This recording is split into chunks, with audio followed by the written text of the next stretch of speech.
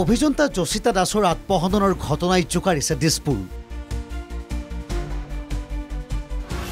SITয়ে কৰিব যোশিতা আত্মহনন ঘটনাৰ তদন্ত। এমাহৰ ভিতৰত প্ৰতিবেদন দাখিলৰ নিৰ্দেশ মুখ্যমন্ত্ৰীৰ। তাৰ মাজতে সমগ্ৰ ঘটনাৰ CBI তদন্ত দাবীৰে ৰাজ্যজুৰি প্ৰতিবাদ প্ৰদেশ কংগ্ৰেছৰ। যিমান মানসিক নিৰ্যাতনৰ সন্মুখীন হ'লে এগৰাকী অভিযন্তা বা সহ অভিযন্তাই জীৱনৰ চৰম সিদ্ধান্ত ল'ব পাৰে। বঙাইগাঁৱৰ লোক নিৰ্মাণ বিভাগৰ সহকাৰী অভিযন্তা যোশিতা দাসৰ আত্মহননৰ ঘটনাই শেহতীয়াকৈ উদঙাইছে বিভাগটোত চলি থকা অৰাজকতাৰ কথা।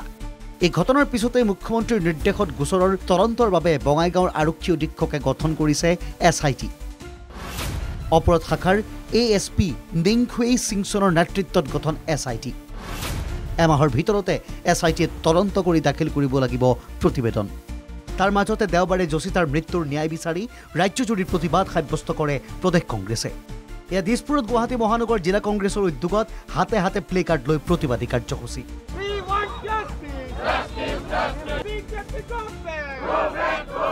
যোশিতা দাসৰ মৃত্যু আৰু লোক নিৰ্মাণ বিভাগত সংঘটিত কেলেংকাৰীৰ CBI তদন্তৰ দাবী কংগ্ৰেছৰ। প্ৰতিবাদত অংশ লৈ মুখ্যমন্ত্ৰী তথা চৰকাৰৰ বিৰুদ্ধে সৰব হ'ল কংগ্ৰেছ নেতৃত্ব।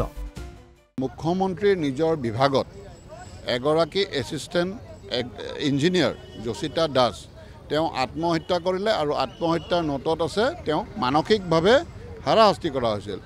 তাৰ এইটোৱে এটা প্ৰমাণ যে PWD বিভাগত বিভিন্ন ক্ষেত্ৰত কৰাপশ্যন চলি আছে। মুখ্যমন্ত্ৰীয়ে কিয় আজি তেওঁ সেই নিজৰ বিভাগীয় সেই কৰ্মচাৰীগৰাকীৰ ঘৰত গৈ পেলাই কিয় খবৰ ল'বলৈ তেওঁ সময় লোৱা নাই?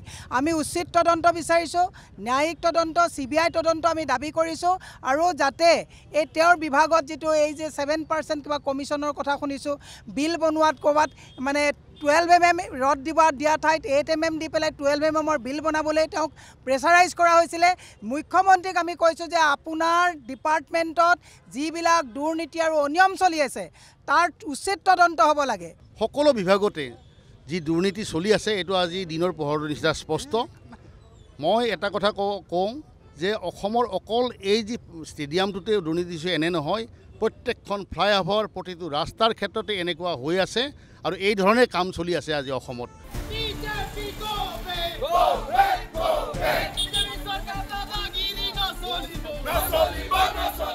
গুৱাহাটীৰ সমান্তৰালকৈ ডিব্ৰুগড়, তিনিচুকীয়া, বৰপেটা, মঙলদৈ, গোৱালপাৰা, নাৰায়ণপুৰ, বিশ্বনাথতো জিলা কংগ্ৰেছৰ উদ্যোগত ৰূপায়ণ কৰা হয় প্ৰতিবাদী কাৰ্যসূচী।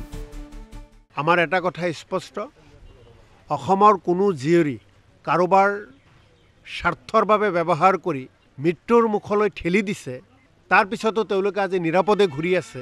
অসম চৰকাৰে কোনো ব্যৱস্থা লোৱা নাই, কাৰণ তেওঁলোকে সকলো BJPৰ মানুহ, AJPৰ মানুহ। বৰপেটাৰ সাংসদ ফণীভূষণ চৌধুৰীৰ ঘনিষ্ঠ, হিমন্ত বিশ্ব শৰ্মা মুখ্যমন্ত্ৰী ডাঙৰীয়াৰ ঘনিষ্ঠ, যাৰ বাবে আজি তেখেতসকলৰ ওপৰত কোনো ব্যৱস্থা লোৱা নাই। 12 কোটি টকাৰ এছিয়ান ডেভেলপমেণ্ট বেংকৰ যিটো প্ৰজেক্ট ষ্টেডিয়াম বনোৱা, সেই প্ৰজেক্টৰ চোৱা চিতাৰ দায়িত্বত এই অভিযন্তাগৰাকী আছিল, কিন্তু তেওঁক প্ৰেছাৰ দিয়া হৈছে।